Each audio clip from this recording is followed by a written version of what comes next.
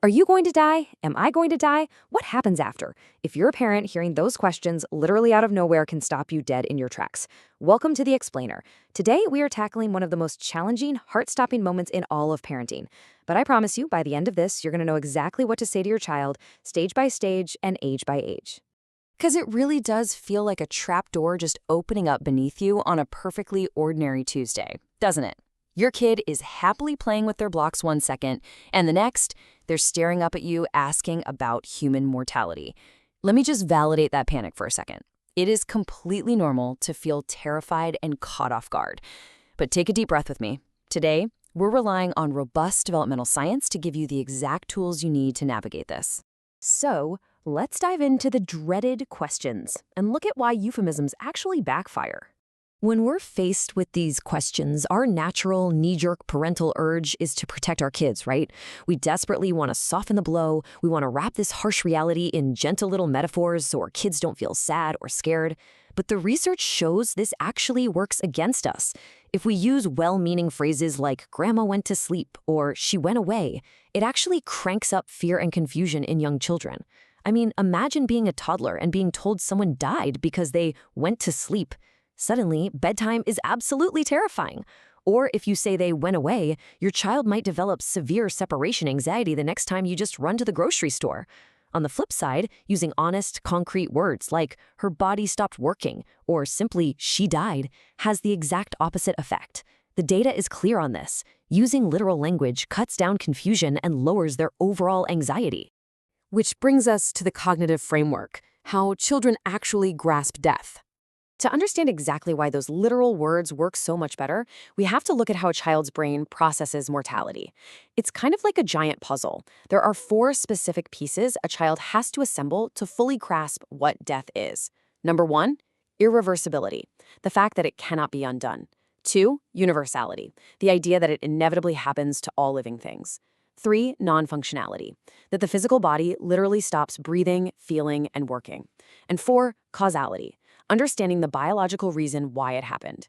Now, most kids don't get this all at once. They piece it together gradually, usually grasping a whole picture between the ages of 5 and 7. Sometimes a little earlier if they've had a direct experience like losing a family pet. But what about before age 5? Well, expect magical thinking. Young kids simply do not have the cognitive hardware yet to understand irreversibility. They might genuinely think the person can just wake up. Or, even worse, they might believe that their own behavior, like getting angry or throwing a tantrum, somehow magically caused the death. And that is exactly why being clear and concrete is so vital. It stops them from filling in those blanks with their own frightening logic. Next up is what I like to call the biological shield, because biology actually reduces fear. This is one of the most counterintuitive yet deeply reassuring findings in the research. Developmental experts found that a more mature understanding of death, specifically as a biological event, is actually associated with lower levels of death fear. Let that sink in for a second. By giving your kids literal biological facts, you are not traumatizing them. You are handing them a protective shield. Explaining the physical reality in concrete terms is literally one of the best ways to lessen their fear. Honest biology is protective. So let's look at some age-matched parent scripts and figure out what to actually say.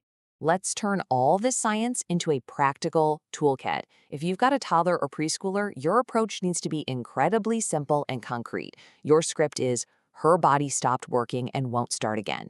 Bam!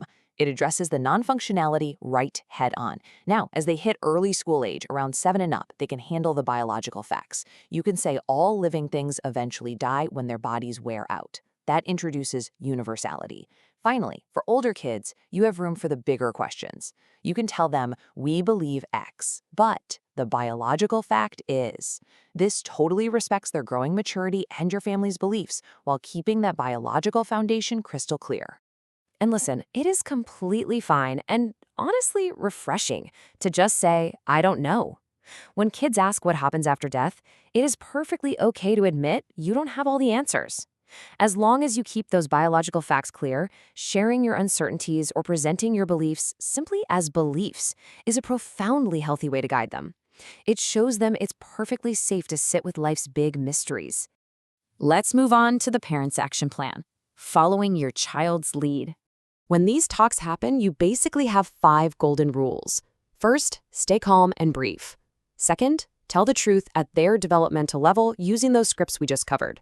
Third, and this is huge, answer only the question asked. Don't deliver a massive TED Talk on the circle of life if they just wanted to know where the dead bird in the driveway went, okay? Let them set the pace. Fourth, whatever you do, do not shut the questions down. And finally, expect repeated questions. That repetition, that's a feature, not a bug. Kids revisit the concept of death over and over as their brains develop. Giving them calm, consistent answers signals that this topic is totally safe to think about. Over time, that consistency actively lowers their anxiety. You're proving to them that you are a safe harbor for their biggest, scariest thoughts. Now, a quick but important caveat. It's totally normal for them to worry a bit, but please consult a mental health professional if your child's fears become persistent, if they start impairing daily life, like refusing to go to school or not sleeping, or if the fear pops up right after a traumatic recent loss. There is absolutely zero shame in getting expert backup when grief or anxiety gets complex. So, are you ready to replace that initial panic with brave, calm conversations? Remember, ongoing worry about mortality isn't something to just shut away. It's something to gently work through together. You can even use tools like the Fear Me Not app to build a personalized brave plan. By sticking to honest biology, you become their safest anchor. But it does leave us with one final thought to ponder. If teaching our kids the unvarnished biological truth about the end of life actually makes them less afraid, what other hard truths might actually be the very things that set them free? Keep learning, and I'll catch you in the next explainer.